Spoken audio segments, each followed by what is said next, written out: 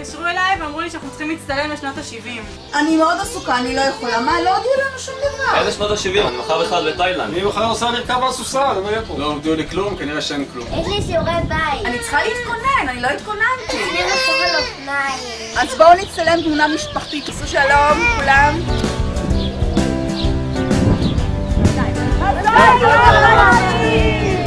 70 שנה נוספות טובות לפחות כמו 70 השנה הקודמות שהיו. חג שמח לרמת צבי. מזל טוב לרמת צבי, בת 70. מזל טוב לרמת צבי.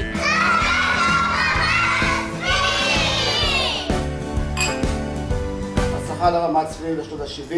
לחיים. לחיים. הרבה יין, הרבה בירה, ובעיקר בריאות. רמת צבי מגיע לך מזל טוב. טוב. את בת 70, ממש בקרוב. טוב. אנחנו מאחלים בהצלחה, וזה כמובן בבניית הבריכה.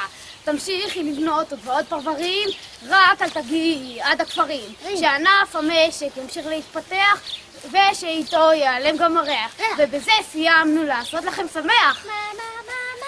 3, 4 ו100! שנדע לקבל את האחר ולהיות משפחה אוהבת וחמה. חג שמח. כולנו תשלים חושים ראש ה-70. תרים את הידיים גבוה לשמיים. תצאו מהקלעים, נעשה כאן שיגועים. 3, 2, 1. אני מאחלת לרמת צבי שתגדל, תתפתח, שבו הרבה אנשים, שתמשיך לפרוח, והכי חשוב שתהיה כמה טוב שבאת הביתה